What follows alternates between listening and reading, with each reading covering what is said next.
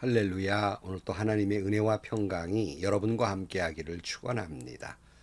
오늘 또 하나님이 꼭 나에게 들려주시고자 하는 주님의 음성을 듣는 은혜로운 시간이 되기를 축복합니다. 저는 사도행전을 읽을 때마다 한편으로 가슴은 벅차오르고 숨은 또 헐떡이게 됩니다. 왜 그럴까요? 가슴이 벅차오르는 것은 성령께서 놀랍게 역사하시는 것을 볼 때 가슴이 벅차오릅니다. 숨이 차는 것은 사도 바울이 그 복음의 열정을 가지고 뛰어다니는 모습을 같이 따라다니는 심정으로 숨이 가빠오기도 합니다. 오늘은 사도행전 마지막 시간입니다. 오늘 사도 바울의 마지막 모습 여정을 따라가 보겠습니다.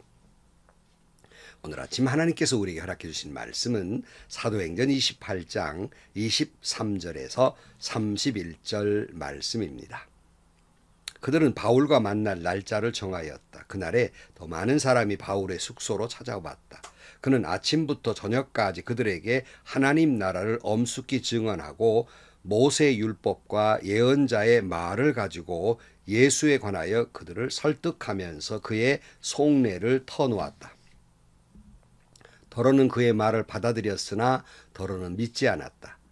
그들이 이렇게 견해가 서로 엇갈린 채로 흩어질 때 바울은 이런 말을 한마디 하였다. 성령께서 예언자 이사야를 통하여 여러분의 조사에게 하신 말씀은 적절합니다.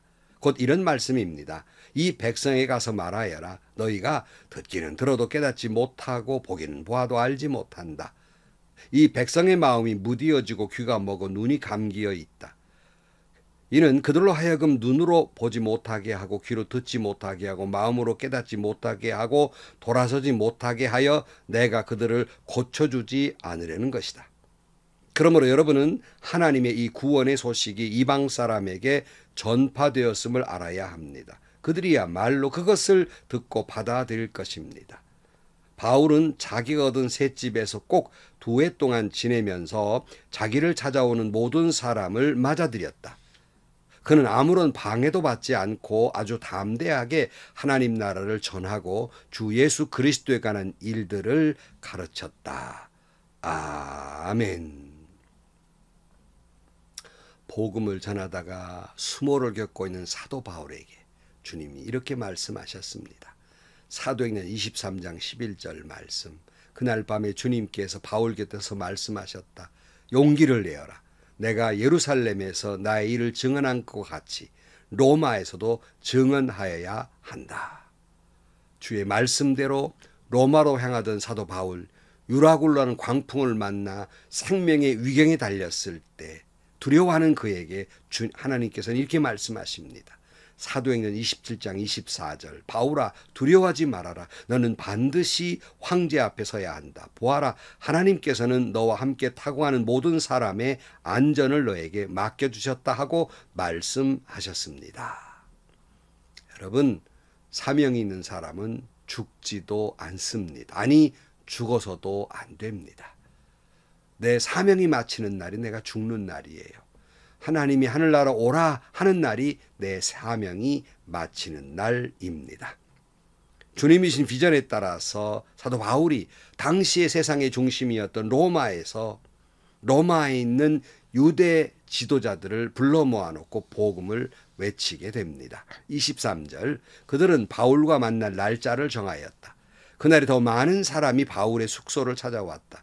그는 아침부터 저녁까지 그들에게 하나님 나라를 엄숙히 증언하고 모세 율법과 예언자의 말을 가지고 예수에 관하여 그들을 설득하면서 그의 속내를 터놓았다. 더러는 그의 말을 받아들였으나 더러는 믿지 않았다. 어제 말씀을 나눈 대로 의도를 가지고 자신의 무고함과 그리고 예언서에 예언된 소망이 이루어졌음을 말한 까닭은 이렇게 죄수의 몸이 되었노라고 말하게 되고 지도자들이 더욱 말씀을 듣기 원해서 날짜를 정해 다시 만나서 주의 복음을 전하는 데 그 목적이 있었던 겁니다. 그러나 똑같은 자리에서 똑같은 말씀을 들었는데도 누구는 믿고 누구는 믿지 못합니다. 25절. 그들이 이렇게 견해가 서로 엇갈린 채로 흩어질 때 바울은 이런 말을 한마디 하였다. 성령께서 예언자 이사야를 통하여 여러분의 조상에게 하신 말씀은 적절합니다. 곧 이런 말씀입니다. 이 백성에 가서 말하여라. 너희가 듣기는 들어도 깨닫지 못하고 보기는 보아도 알지 못한다. 이 백성의 마음이 무디어지고 귀가 먹고 눈이 감기어 있다. 이는 그들로 하여금 눈으로 보지 못하게 하고 귀로 듣지 못하게 하고 마음으로 깨닫지 못하게 하고 돌아서지 못하게 하여 내가 그들을 고쳐주지 않으려는 것이다. 그러므로 여러분은 하나님의 이 구원의 소식이 이방 사람에게 전파되었음을 알아야 합니다. 그들이야말로 그것을 듣고 받아들인 것입니다. 그랬어요. 사도 바울은 지금 이 말씀은 이사야 6장 9절과 10절을 인용한 말이에요. 듣기는 그래도 깨닫지 못해요. 보기는 봐도 볼 줄을 몰라요. 들을 수 있는 귀가 없는 거예요. 그들의 이 굳은 마음, 영적인 맹인 되었던 이 모습을 사도 바울이 지적하고 있는 겁니다. 그러니까 성경에 약속된 예언서에 약속된 예언대로 예수님이 오셨지만 눈이 어두워지고 영적인 맹인이 되니까 주님을 알지 못하고 받아들이질 못하는 거예요. 그렇게 메시아를 기다리면서도 주님이 오셨는데 알지 못하고 받아들이지 못해요. 그 결과 이 복음을 받아들이는 사람들은 누구냐? 기다리던 유대인이 아니라 이방인이라는 겁니다. 정작 예수님을 유대인들은 받아들이지 못했지만 그들이 지옥불의 소시계처럼 여기는 오히려 이방인들이 복음을 받아들여서 구원을 얻게 된 것입니다. 여러분 꼭 이것이 당시의 유대인들의 모습일까요? 오늘 우리의 모습은 아닙니까? 말씀을 듣기는 들어도 깨닫지 못하고 영적으로 무디어져서 하나님의 음성이 들려오지 않고 은혜를 받지도 못하고 있는 것이 아닙니까? 내가 은혜 받지 못할 때 다른 사람 은혜 받고 있습니다. 내가 은혜 받고 구원 얻지 못할 때 다른 사람이 은혜 받고 구원 얻고 복을 받게 될 것입니다. 내가 말씀에 아멘하지 못할 때 다른 사람에게 은혜가 가고 축복이 임하게 될 것입니다. 29절 바울은 자기가 얻은 새 집에서 꼭 2해 동안 지내면서 자기를 찾아오는 모든 사람을 맞아들였다. 그는 아무런 방해도 받지 않고 아주 담대하게 하나님 나라를 전하고 주 예수 그리스도에 관한 일들을 가르쳤다. 사도 바울은 이런 새집 감옥에서 2년 동안 찾아오는 사람들마다 모두에게 복음을 전하게 됩니다. 아무런 방해를 받지 않았다 이렇게 말하고 있는데요. 한번 생각해 보십시다. 사도 바울이 이런 죄인의 몸이 아니고 자유인으로서 로마를 방문해서 복음을 전했다면 무슨 일이 벌어졌을까요? 그동안 사도 바울이 복음을 전할 때 일어난 일들이 그대로 일어나게 될 것입니다. 또 유대인들이 찾아와서 방해를 하고 살해를 하려고 모의를 할 것이고 이런저런 죄목을 들어서 다시 로마에 고발할 것이고 2년 동안이 아니라 2개월도 제대로 못 복음을 전하게 그렇게 방해를 했을 것입니다. 그러나 사도 바울이 비록 죄수의 몸이지만 셋집에서 벗어날 수 없지만 복음을 안심하고 전하게 돼요. 회당은 아니었지만 많은 사람에게 복음을 전하게 됩니다. 집 앞에 로마 병정이 딱 지키고 있어요. 비록 쇠사슬에 묶여 있지만 자유롭게 복음을 전하게 됩니다. 거침새가 없어요. 하나님의 나라와 주 예수 그리스도에 관한 일들을 가르치게 됩니다. 그 뒷이야기는 여기 기록되어 있지 않지요. 2년 동안 복음을 전하다가 사도 바울이 잠시 풀려나게 돼요. 그런데 이내 가장 기독교인을 받게 했던 네로 황제 있지 않습니까? 네로에 의해서 다시 붙잡힙니다. 그리고 목이 잘려 순교하게 됩니다. 근데 이상한 것은 사도행전에 보면 누가는 왜 바울의 이 죽음까지 기록하고 있지는 않을까 하는 의문이 들어요. 왜 그랬을까요? 여기에는 중요한 메시지 하나가 있습니다.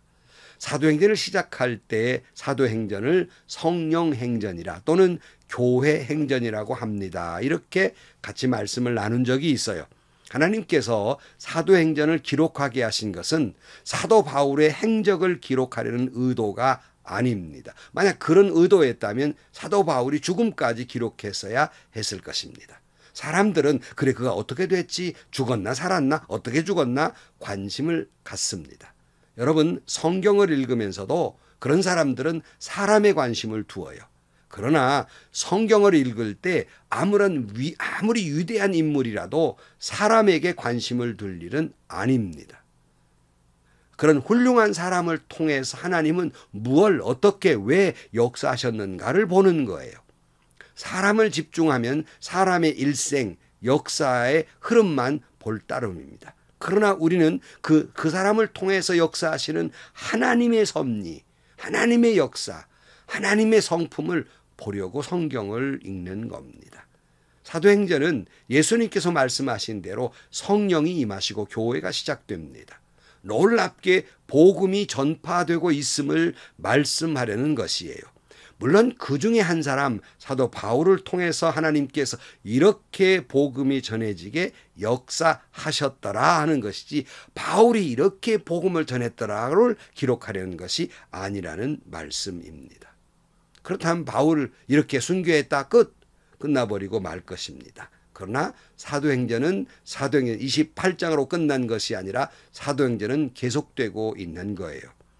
성령 행전은 계속되고 있습니다. 언제까지? 지금까지요. 아니, 앞으로 주님께서 오실 때까지 교회 행전은 계속되고 있는 겁니다.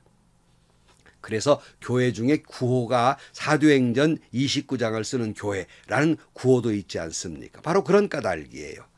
하나님은 예수님의 부활 승천하시고 우리 모든 죄를 용서해 주셨습니다. 그리고 그를 믿는 자마다 구원을 주셨고 이를 전파하고 이 기쁨의 소식을 전하기 위해서 성령께서 우리에게 임하시고 그리고 교회가 시작되고 복음이 전해지게 되고 지금도 계속 전해지게 되는 겁니다.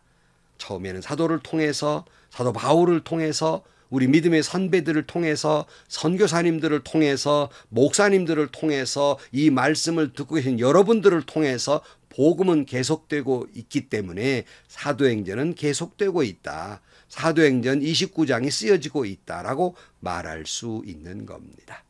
사도행전을 마치면서 사랑하는 성도 여러분, 주님의 성령께서 불처럼 바람처럼 여러분에게 임하셔서 뜨거운 가슴으로 사도 바울처럼 세상을 향해서 복음을 외치는 성도 여러분들이 되시기를 축복합니다. 주님을 사랑하는 마음으로, 사람을 사랑하는 마음으로, 죄 때문에 영원한 사망으로 빠져가는 자들을 측은히 여기고 불쌍히 여기는 긍휼의 마음으로 복음을 전해야 하겠습니다. 오늘 또 내일 또 사도행전 29장을 써 내려가는 성도 여러분들이 되시기를 주의 이름으로 축복합니다. 기도하시겠습니다. 주님, 사도행전을 통해서 주의 성령께서 교회에 놀랍게 역사하시고 사도들과 사도 바울과 많은 사람들을 통해 세상 끝까지 복음을 전하시는 하나님의 역사를 봅니다. 저희들 사람에게 집중하지 아니하고 하나님이 어떻게 역사하고 계시는가에 더 집중하며 바라보게 하시고 오늘 또 사도행전 28장으로 끝난 것이 아니라 성령 행전은 교회 행전은 오늘 또 우리를 통해서 우리 교회를 통해서 써 내려가고 있음을 고백하게 하여 주옵소서. 예수님의 이름으로 기도하옵나이다. 아멘. 성도 여러분, 여러분도 사도행전 29장 성령 충만해서 가슴이 뜨거워져서 주님 사랑하고 성도를 사랑하고 사람을 사랑하는 마음으로 복음을 전하시기를 축복합니다. 행복하시고요. 좋은 일이 가득한 하루가 되시기를 주님의 이름으로 간절히 축원합니다.